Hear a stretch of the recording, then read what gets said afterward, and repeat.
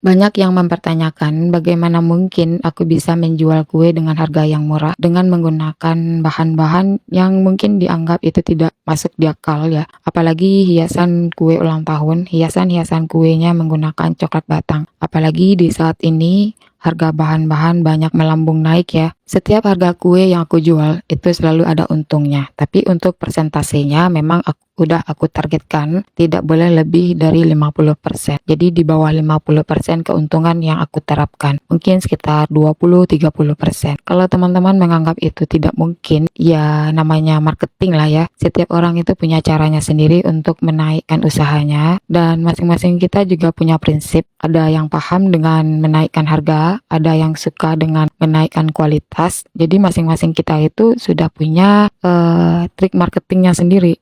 Jadi aku sebagai pelaku usaha kue untuk menaikkan nama brand, untuk membesarkan nama usaha, pertama itu yang harus aku lakukan adalah mengenalkan usaha aku dulu kepada semua kalangan, mulai dari anak-anak, remaja, dewasa, sampai ke orang tua. Untuk melakukan hal itu, aku mulai dengan harga dulu. Aku akan memberikan gambaran trik marketing tentang harga ini. Pertama, kita contohkan teman-teman mengambil keuntungan sekitar 100%. Jadi 100% ini terjualnya hanya 5 buah kue dalam 1 bulan. Ini contoh ya teman-teman. Jadi 100 ini dikali 5 itu totalnya 500. Dan seandainya 5 orang ini salah satu di antara mereka tidak berlangganan kepada kita, maka bersisa 4 orang. Jadi kita hanya memiliki pelanggan tetap 4 orang saja. Yang satunya lagi tidak berlangganan ke kita dengan alasan harga yang terlalu mahal. Dan contoh yang kedua, kita mengambil keuntungan sekitar 50% saja dan terjualnya sekitar 10 kue dalam 1 bulan dan hasilnya sama-sama 500. Sama dengan contoh yang di awal tadi, tapi kita memiliki 10 konsumen dalam 1 bulan.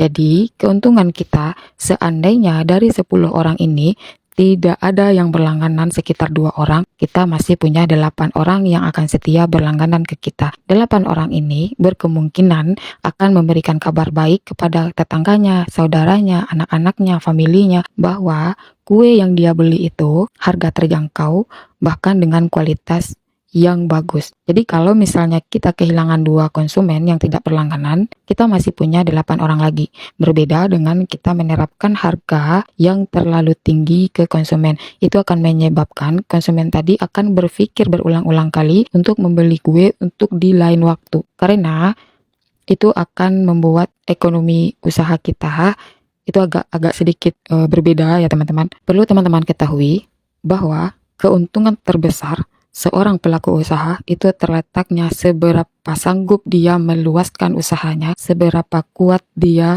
mempromosikan kuenya kepada orang lain. Bahkan perlu teman-teman ketahui juga bahwa pelanggan itu adalah aset.